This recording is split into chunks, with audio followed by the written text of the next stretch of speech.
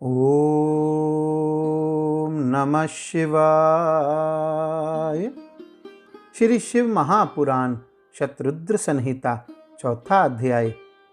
नंदीश्वर बोले, हे सनत कुमार, हे सर्वज्ञ, अब शंकर जी के जिस सुखदायक चरित्र को हर्षित होकर रुद्र ने ब्रह्मा जी से प्रेम पूर्वक कहा था, उस चरित्र को सुने। शिव जी बोले, हे ब्रह्मन, वराह कल्प के 7वें मनवंतर में संपूर्ण लोकों को प्रकाशित करने वाले भगवान कल्पेश्वर, जो तुम्हारे प्रपौत्र हैं, वे वस्वत मनु के पुत्र होंगे। हे विधे, हे ब्रह्मन, उस समय लोकों के कल्याण के निमित्त तथा ब्राह्मणों के हित के लिए मैं प्रत्येक द्वार पर युग के अंत में अवतार ग्रहण करूँगा। इस प्रकार क्रमशः युगों के प्रवर्त होने पर प्रथम युग में चतुर्युगी के प्रथम द्वापर युग में जब स्वयंभू नामक व्यास होंगे, तब मैं ब्राह्मणों के हित के लिए उस कली के अंत में पार्वती सहित श्वेत नामक महामुनि के रूप में अवतार लूँगा। हे विधे, उस समय पर्वतों में श्रेष्ठ रमणीय हिमालय के छागल नामक शिखर पर शिखा से युक्त श्वेत शिख, श्वेताशव और श्वेत लोहित नामक मेरे 4 शिष्य होंगे। वे चारों ध्यान योग के प्रभाव से मेरे लोक को जाएंगे। तब वहाँ मुझ अविनाशी को तत्वपूर्वक जानकर वे मेरे भक्त होंगे और जन्म मृत्यु जरा से रहित तथा परम ब्रह्म में समाधि लगाने वाले होंगे। हे पितामह, हे वत्स, ध्यान के बिना मनुष्य मुझे दान धर्म आदि कर्म के हेतुभूत साधनों से देखने में असमर्थ है। दूसरे द्वापर में जब सत्य नामक प्रजापति व्यास होंगे, तब मैं कलयुग में सुतार नाम से अवतार ग्रहण करूँगा। उस युग में भी दुंदुभि, शतरूप, हर्षीक तथा केतुमान नामक वेदज्ञ ब्राह्मण मेरे शिष्य होंगे। वे चारों ध्यान योग के प्रभाव से मेरे लोक को प्राप्त करेंगे और मुझ अव्यय को यथार्थ रूप से जानकर मुक्त हो जाएंगे। तीसरे द्वापर युग के अंत में जब भार्गव नामक व्यास होंगे, तब मैं दमन नाम से अवतार ग्रहण करूँगा। उस समय भी विशोक, विशेष, विपाप और पापनाशन नामक मेरे 4 पुत्र शिष्य होंगे। हे चतुरानन, उस कलयुग में मैं अपने शिष्यों के द्वारा व्यास की सहायता करूँगा तथा निवृत्ति मार्ग को दृढ़ करूँगा।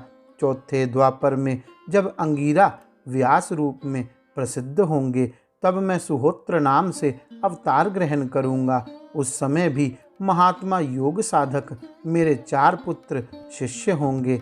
हे ब्रह्मन, मैं उनके नाम बता रहा हूँ: सुमुख, दुर्मुख, दुर्दम और दुर्तिक्रम।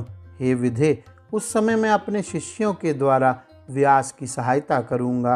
5वें द्वापर में सविता नामक व्यास कहे गए हैं। उस समय मैं महातपस्वी कंक नामक योगी के रूप में अवतार ग्रहण करूँगा। उस समय भी मेरे 4 योग साधक तथा महात्मा पुत्र शिष्य होंगे। उनके नाम मुझसे सुनिए: सनक, सनातन, प्रभु, सनंदन और सर्वव्यापी निर्मल अहंकार रहित सनत कुमार। हे ब्रह्मन, उस समय भी कंक नामक मैं सविता व्यास की सहायता करूँगा और निवृत्ति मार्ग का संवर्धन करूँगा। इसके बाद छठे द्वापर के आने पर लोक की रचना करने वाले तथा वेदों का विभाग करने वाले मृत्यु नामक व्यास होंगे। उस समय भी मैं लोकाक्षी नाम से अवतार ग्रहण करूँगा और व्यास की सहायता के लिए निवृत्ति मार्ग का वर्धन करूँगा। उस समय भी सुधामा, विरजा, संजय एवं विजय नामक मेरे 4 दृढ़वती शिष्य होंगे। हे विधे, 7वें द्वापर के आने पर जब शतक्रतु नामक व्यास होंगे, उस समय भी मैं विभु जैगीषव्य नाम से अवतरित होऊंगा और महायोग विचक्षण होकर काशी की गुफा में दिव्य स्थान में कुशा के आसन पर बैठकर योग मार्ग को दृढ़ करूँगा तथा शतक्रतु व्यास की सहायता करूँगा। एवं हे विधे, संसार के भय से भक्तों का उद्धार करूँगा। उस युग में भी सारस्वत, योगीश, मेघवाह और सुवाहन नामक मेरे 4 पुत्र शिष्य होंगे। 8वें द्वापर युग के आने पर वेदों का विभाग करने वाले मुनि श्रेष्ठ वशिष्ठ वेदव्यास होंगे। हे योग जानने वालों में श्रेष्ठ, उस समय मैं दधिवाहन नाम से अवतार ग्रहण करूंगा और व्यास की सहायता करूंगा। उस समय कपिल, आसुरी, पंचशिख और शाश्वल नामक मेरे 4 पुत्र शिष्य होंगे जो मेरे ही समान योगी होंगे। हे विधे, 9वें द्वापर युग के आने पर उसमें सारस्वत नामक मुनि श्रेष्ठ व्यास होंगे।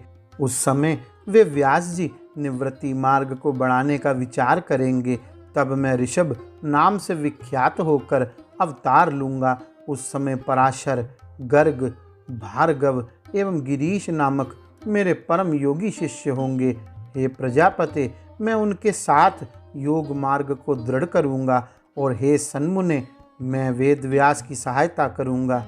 उस समय हे विधे दयालु, मैं अपने उस रूप से बहुत से दुखित भक्तों का और स्वयं आपका भी उद्धार करूँगा। हे विधे, मेरा वह ऋषभ नामक अवतार योग मार्ग का प्रवर्तक, सारस्वत, व्यास के मन को संतुष्ट करने वाला तथा अनेक प्रकार की लीला करने वाला होगा। मेरे उस अवतार ने भद्रायु नामक राजकुमार को, जो विष के दोष से मर गया था एवं जिसके पिता ने त्याग दिया था, पुनः जीवित कर दिया था। उस राजकुमार के 16 वर्ष का होने पर मेरे अंश से उत्पन्न ऋषभ पुनः सहसा उसके घर गए। हे प्रजापते, उस राजकुमार ने कृपा निधे तथा अति सुंदर उन ऋषभ जी का आदर पूर्वक पूजन किया और ऋषभ जी ने उसे उस समय राजयोग से युक्त धर्मोपदेश दिया। तदंतर उन्होंने प्रसन्नचित होकर दिव्य कवच, शंख तथा प्रकाशमान खड्ग प्रदान किया, जो शत्रुओं के विनाश में समर्थ था।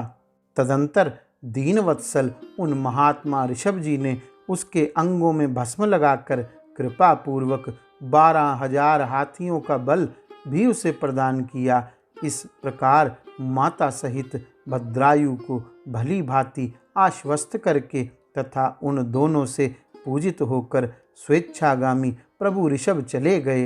हे विधे, राज ऋषि भद्रायु भी अपने शत्रुओं को जीतकर कीर्ति मालिनी से विवाह कर धर्मानुसार राज्य करने लगे।